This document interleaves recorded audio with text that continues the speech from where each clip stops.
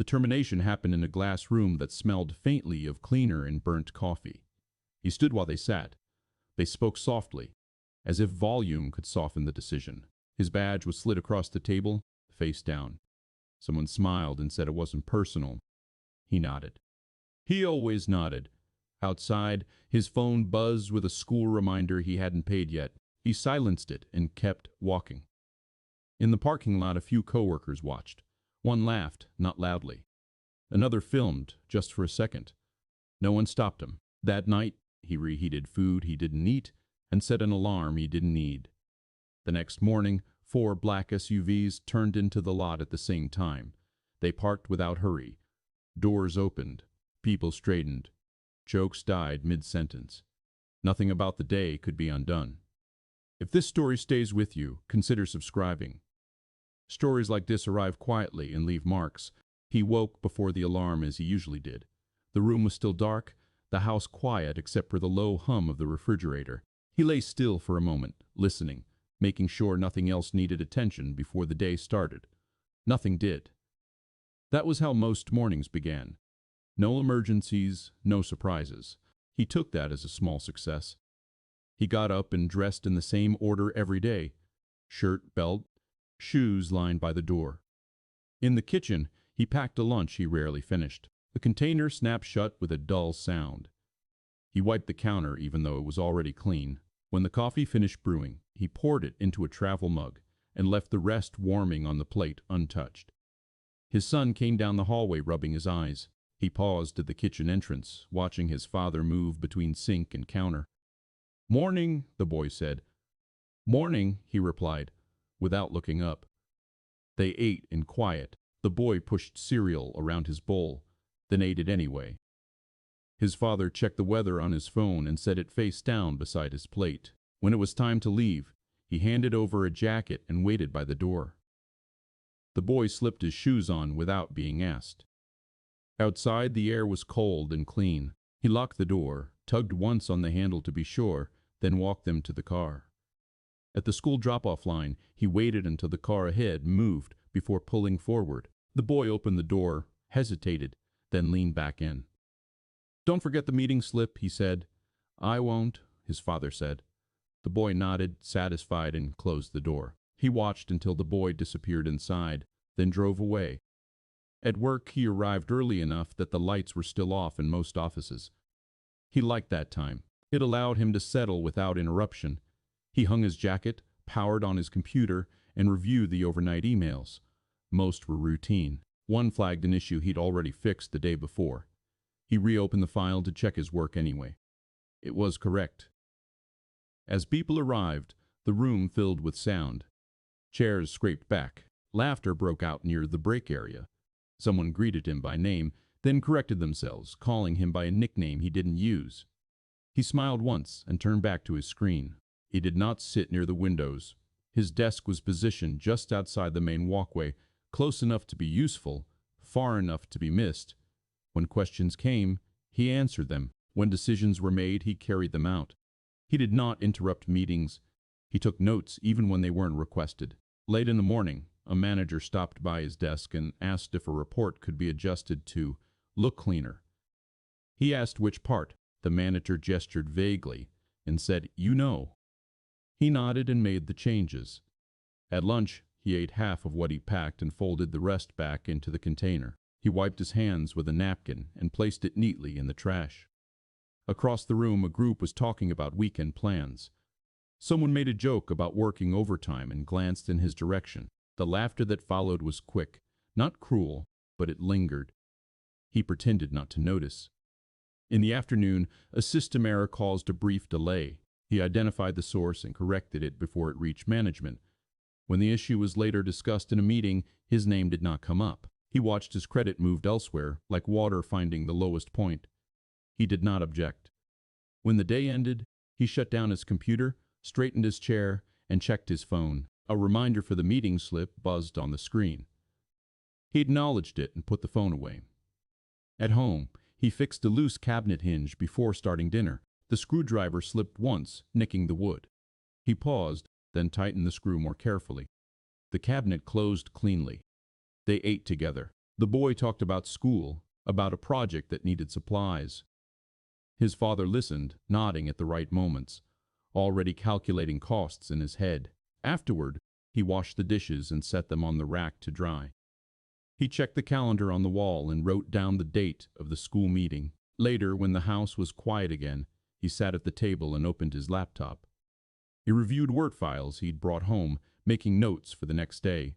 He did not consider that there might not be a next day like the others. He had learned not to anticipate trouble. Before bed, he stood in the doorway of his son's room for a moment. The boy was asleep, breathing evenly. He adjusted the blanket, just enough to cover one shoulder, then turned off the light. In his own room, he set the alarm and lay down. The day had passed without incident. That, he believed, was proof he was doing something right. He closed his eyes, already preparing to do it again. The meeting was scheduled for mid-morning, placed there deliberately, when attention was hardest to hold. He took a seat along the side wall, notebook open, pen resting across the page. The conference room filled slowly. People talked until someone higher up entered, then voices dropped without being told. He listened as plans were outlined. Targets were adjusted. A slide appeared with numbers he recognized. They came from a report he prepared months earlier. His name wasn't on it. He wrote the figures down anyway, copying them carefully, as if accuracy might still matter. When the discussion turned to implementation, a manager asked for concerns. A few hands went up. He waited. When there was a pause, he spoke, quietly, pointing out a timing issue that could cause delays later. He kept his explanation brief. He referenced data. He stopped. There was a moment of silence. Then someone else repeated his point, louder, adding a joke about overthinking. The room laughed. The manager nodded, as if hearing the idea for the first time. He lowered his pen. As the meeting moved on, the tone loosened. People leaned back in their chairs. Someone made a comment about commitment, about how some people stayed late while others kept things simple. Eyes shifted toward him, then away. He remained still. After the meeting, a coworker caught up with him near the elevators. "Hey," the man said, smiling. "No hard feelings in there, right?" He looked at him. "About what?" The smile widened. "You know, just jokes." "Right," he said. The elevator arrived. They stepped in together. The doors closed. The coworker checked his phone. Neither spoke again. Back at his desk, he worked through the afternoon without interruption. Tasks came in steadily. He completed them as they arrived. At one point, he overheard two people nearby talking about a promotion that had gone to someone newer. One of them said it made sense. The other laughed and said, "Some people just aren't built for that." He focused on his screen.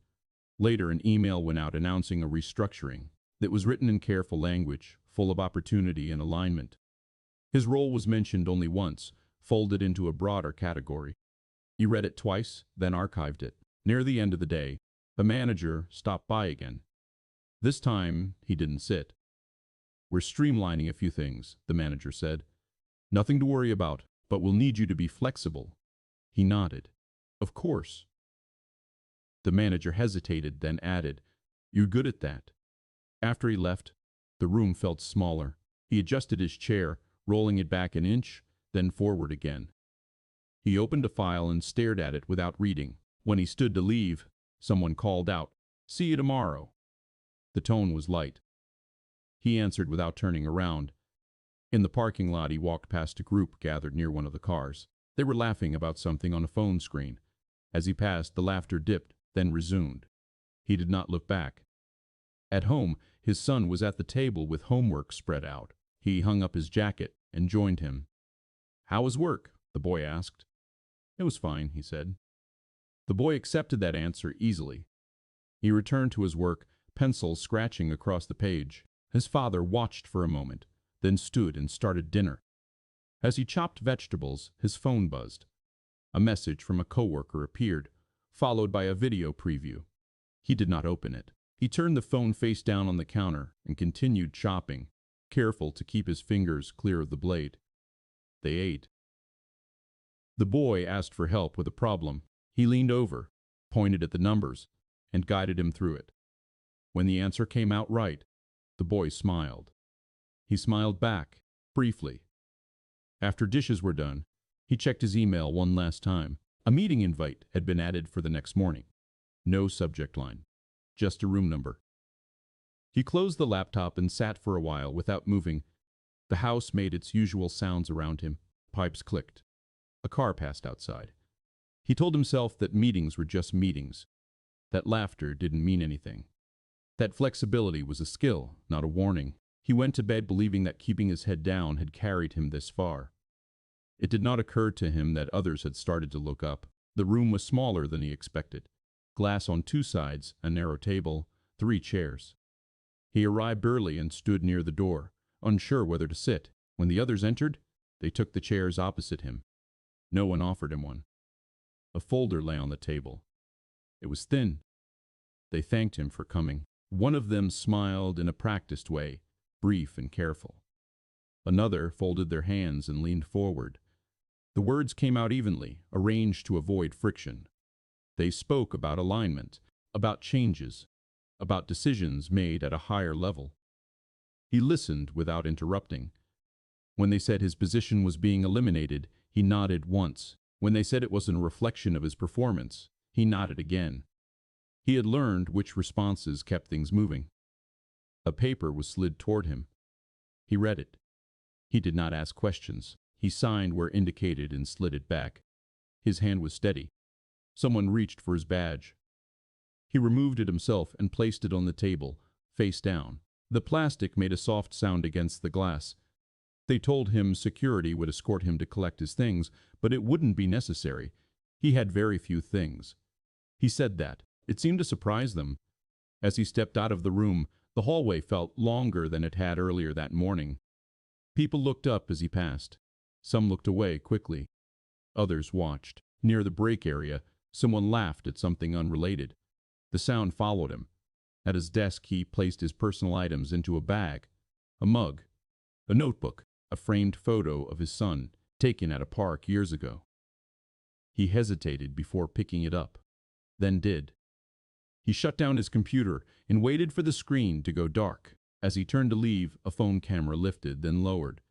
He did not stop. He walked past without changing pace. Outside, the air was warmer than he expected. He stood for a moment, unsure which direction to go. Then he started toward the bus stop. Halfway there, he remembered his car and turned back. He drove home slowly. At a red light, he checked his phone. Messages had already started coming in. Some were short, some were not meant for him. He did not respond to any of them. At home, he unlocked the door and stepped inside. The house was empty. He set the bag down by the table and stood there listening to the quiet. It felt heavier than usual. He opened the refrigerator and stared inside, then closed it again. He sat at the table and unfolded the papers from the meeting. He read them carefully this time. Dates, terms, language designed to end conversations. A notification buzzed on his phone. The video preview was still there. He tapped it by mistake. The screen filled with a clip of him leaving the building, bag in hand.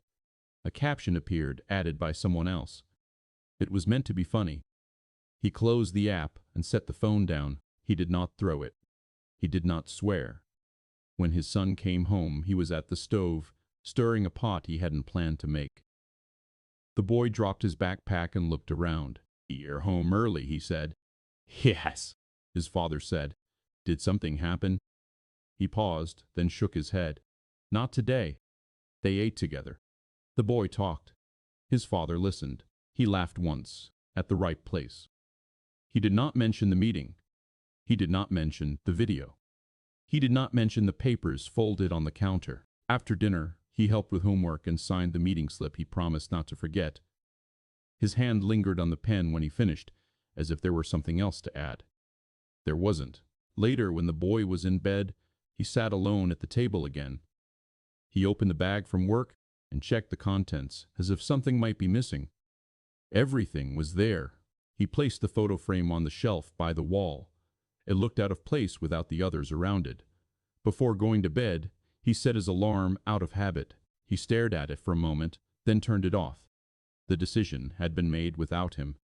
The day had ended anyway. He lay down in the dark, eyes open, listening to the house settle. Tomorrow had already started moving whether he was ready or not. He woke before the sun, unsure why. The room was dark, the house quiet in the same way it always was. For a moment, he reached for his phone to check the time, then remembered there was nowhere he needed to be. He lay still until the quiet became uncomfortable, then got up. In the kitchen, he brewed coffee out of habit. The smell filled the room. He poured a cup and let it cool untouched on the counter. He sat at the table and opened the folder from the day before, spreading the papers out in front of him. He read them slowly. Severance. Benefits. Dates that felt too close. He stacked the pages, aligned the corners, then set them aside. A bill lay under the folder, unopened. He slid it out and tore the edge cleanly. He read the amount and placed it face down. Another envelope followed, then another. He did not open all of them. He didn't need to. When his son came into the kitchen, he was wiping the table again. "Why are you home?" the boy asked. "I have the day off," he said. The boy accepted that, the way children often do. He poured himself cereal and sat down. His father handed him a spoon without comment. As they ate, the boy mentioned a school trip coming up. A small fee. Nothing urgent. His father nodded and said they'd talk about it later. He did not write it down. After dropping his son at school, he drove past his old office without meaning to. The parking lot was already half full. He watched cars turn in, one after another, then continued down the road. At home, he sat at the table again and opened his laptop. He updated his resume carefully, line by line. He listed achievements that had never been spoken aloud. He removed anything that sounded like complaint. When he finished, he saved the file and closed it without sending it anywhere. The phone rang once in the afternoon. He watched it vibrate across the table, then stop. No message followed. He cleaned the house more thoroughly than usual. He vacuumed rooms that didn't need it. He organized a drawer full of old manuals and cables, sorting them by size and purpose. When he found a broken charger, he hesitated, then threw it away. The day moved slowly. Each hour felt distinct. He checked the time often, surprised by how little it changed. In the evening, he picked his son up from school. The boy talked about a quiz he'd done well on. His father congratulated him and asked what he wanted for dinner. "Anything," the boy said. "You're cooking." At home, they cooked together. The boy stirred while his father cut. They worked around each other easily. When the food was ready, they sat down and ate. The boy mentioned the trip again, more carefully this time. "It's okay if I don't go," he said. His father looked at him. "We'll see," he said. It was the most honest answer he had. After dinner, the boy did homework at the table while his father paid bills online. He paused before clicking submit on one of them, then did it anyway. The balance dropped. He closed the browser. Later, the boy went to bed. His father stood in the doorway again, longer this time. The room looked the same as it always had. Posters on the wall. Shoes by the bed. Nothing had changed there. Back in the kitchen, he sat alone. He opened his phone and scrolled through messages he hadn't read. Most were polite. A few were not. He did not reply to any of them. Outside, a car passed. Somewhere down the block, a dog barked, then stopped. He washed the mug from the morning and placed it upside down on the rack. He turned off the lights one by one. In bed, he stared at the ceiling. He thought about the meeting slip signed on the counter, about the trip fee, about the way laughter had followed him out of the building. He did not think about revenge. He did not imagine explanations. He thought about how much weight a day could carry into the next. The night passed without incident. That, too, felt like something to endure. He returned to the building because they asked him to. The email was brief, sent late the night before. An exit form needed completion. A signature was missing. It would be quick. He dressed the same way he always had. Shirt pressed, shoes clean. He checked himself in the mirror and adjusted his collar, then stopped. There was no one to see it. The parking lot was already busy when he arrived. He slowed as he turned in, noticing the unfamiliar vehicles first. 4 black SUVs, parked in a straight line near the front entrance. Engines off, windows dark. People stood near the doors, not talking. A few checked their phones. Someone glanced at the vehicles, then looked away. He parked farther out and walked in. Inside, the air felt tight. Conversation stopped when he passed. A receptionist looked up, hesitated, then smiled too late. "Conference room C," she said, without being asked. As he walked down the hall, doors were open that were usually closed. Inside them, people sat straighter than usual. Laptops were shut. Notebooks were open. In the conference room, 2 men and a woman sat at the table. None of them wore company badges. One of the men stood when he entered and shook his hand. "Thank you for coming back," he said. They asked him to sit. This time he did. Questions came slowly. They asked about processes, about decisions, about how information moved through the department. He answered carefully, sticking to facts. He did not raise his voice. He did not look at the floor. At one point, a document was placed in front of him. It contained notes he recognized, edits he had suggested months earlier, warnings he had sent by email and never followed up on. His name appeared in the margins, small and precise. "Did you write this?" the woman asked. "Yes," he said. "Was it discussed?" He shook his head. "Not seriously." They nodded and made notes. Outside the room, he could hear movement. Shoes on tile, a door opening, then closing. Voices kept low. The questions continued. They asked about the jokes. He paused, then answered. He did not embellish. He described tone, timing, frequency. He named the people involved when asked. Each name landed quietly on the table. When it was over, they thanked him again. One of them said they appreciated his professionalism. He stood, collected his papers, and left. In the hallway, a manager stepped out of an office and watched him pass. Their eyes met. The manager looked away first. Outside, the SUVs were still there. One door stood open. A man spoke into a phone, his voice low and urgent. Another carried a box toward the entrance. He walked past them without stopping. At home, his son was already there, sitting at the table with homework spread out.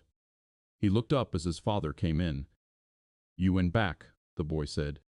"Yes," he said. "Did you get your job back?" He shook his head. "No." The boy considered this. "Okay," he said, and went back to his work. His father stood there for a moment, then put his keys down. He took off his jacket and hung it in the closet. It stayed there longer than usual. That night, his phone buzzed with new messages. Some asked questions. Others offered apologies. One offered advice he did not ask for. He read them all and replied to none. On the news, a brief segment mentioned an internal review at a local company. No names, no details. He turned it off before it finished. When he went to bed, he did not set an alarm.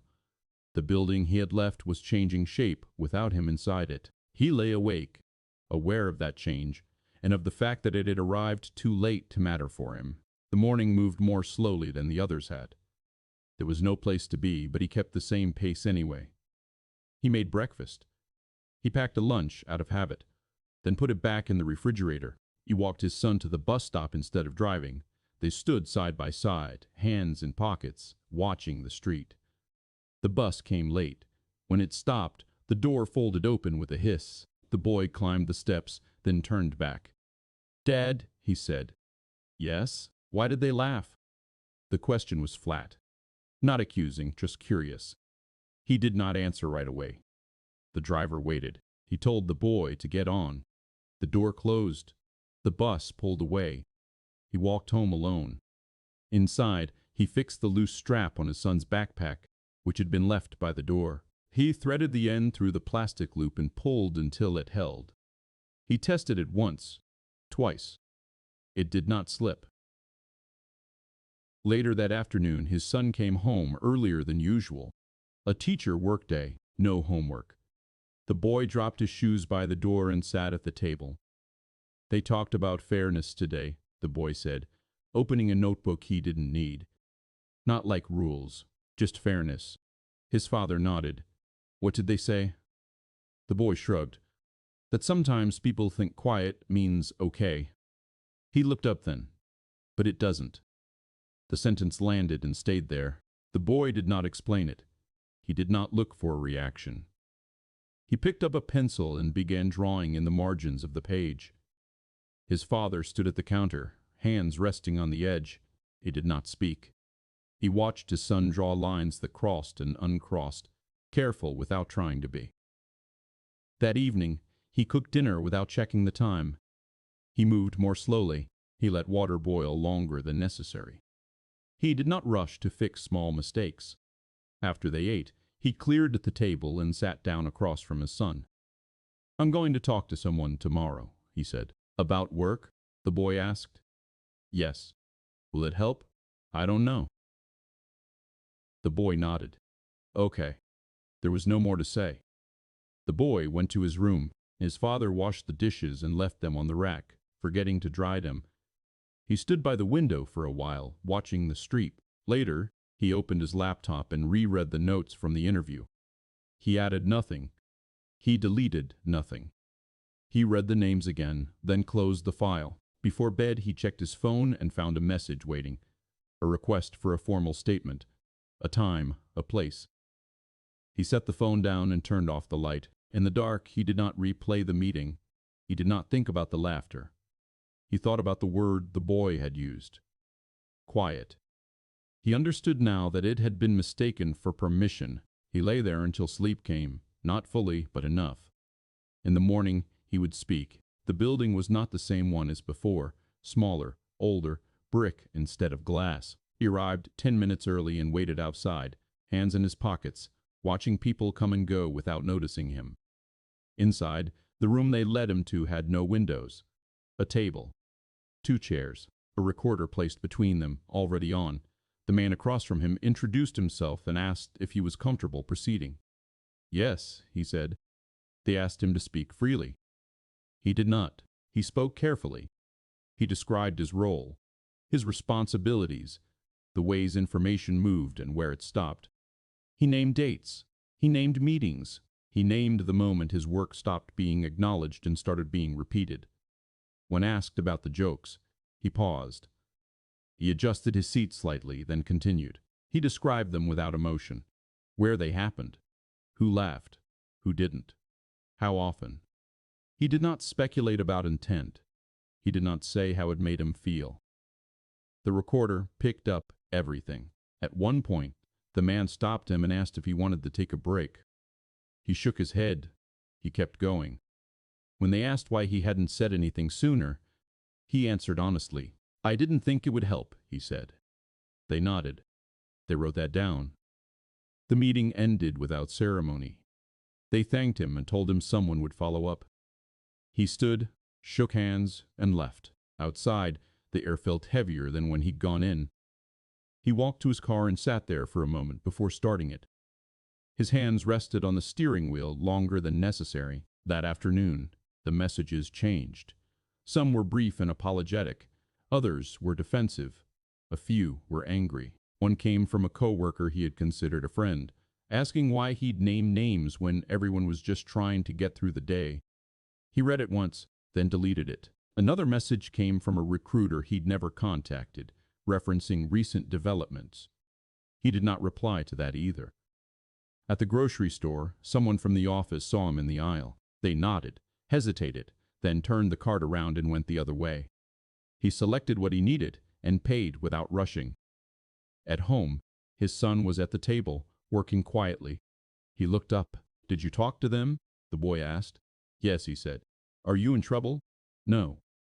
The boy accepted that. He went back to his work. That night, his phone rang. A number he didn't recognize. He answered it anyway. The voice on the other end introduced herself and explained that the internal review was expanding. There would be consequences. Some roles were being reconsidered. She thanked him for his cooperation. When the call ended, he sat with the phone in his hand, then placed it face down on the table. Over the next few days, things shifted without touching him directly. A manager he'd worked under was placed on leave. Another resigned. The video that had circulated disappeared. People stopped reaching out altogether. One afternoon, an email arrived offering a short-term consulting role. Same company, different department, temporary.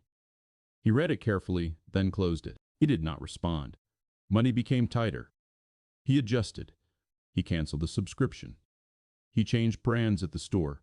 He paid the school trip fee anyway. At the bus stop one morning, his son stood beside him, backpack on, strap still holding. "Are you glad you talked?" the boy asked. He considered the question. He did not answer right away. "I'm glad I didn't stay quiet," he said. The boy nodded, satisfied. That afternoon he received a final message from the oversight team. The review had concluded. "Thank you again. Best of luck." He deleted it. In the evening he sat at the table and reviewed a job offer from a smaller firm. Lower pay, fewer people, clear responsibilities. He read it twice, then signed. When he stood up, his chair made a soft sound against the floor. He did not push it back in right away. He left it where it was, out of alignment, and turned off the light. Something had been said. Something had been lost. Something had been paid for. The new building had no glass walls. The entrance was narrow, the sign small enough to miss if you weren't looking for it. He arrived on his first day exactly on time. Not early, not late. Inside, the lights were already on. Someone at the front desk looked up and asked his name. He said it once. He was written down correctly. His desk sat near a window that opened. He tested it before sitting, lifting the pane just enough to let air in. It stayed where he left it. He took off his jacket and hung it on the back of the chair instead of a hook. Work moved at a steady pace. When he spoke, people stopped and listened. When he corrected something, it was noted. There were no jokes about staying late. At the end of the day, someone said, "See you tomorrow," and meant it. He left when the work was done. At home, the routine held. Dinner at the table. Homework spread out. Dishes washed and set to dry. But he moved differently through it now. He did not rush to fill silence. He did not soften answers that didn't need it. One evening, his son asked why he didn't wear the old badge anymore. He told him it didn't open the right doors. The boy nodded and went back to eating. The school trip came and went. The boy returned tired and loud, telling stories that ran together. His father listened without checking the time. Later that night, he stood at the window and looked out at the street. A car passed. Somewhere, laughter carried, then faded. It did not pull at him the way it once had. The old office building appeared on the news again, briefly. A new name. New leadership. He watched without expression and turned it off before it finished. On a Saturday morning, he woke after the sun. No alarm. He made coffee and drank it while it was hot. When the boy came into the kitchen, he asked what they were doing that day. "We'll decide," his father said. They did. In the afternoon, he fixed the cabinet hinge again. This time, the screwdriver didn't slip. He tightened the screw and tested the door. It closed cleanly. He did not adjust it further. That night, he stood in the doorway of his son's room as he always had. He adjusted the blanket, then stopped himself and left it as it was. In his own room, he turned off the light and lay down. The house settled around him. In the quiet, there was nothing to brace against. He slept.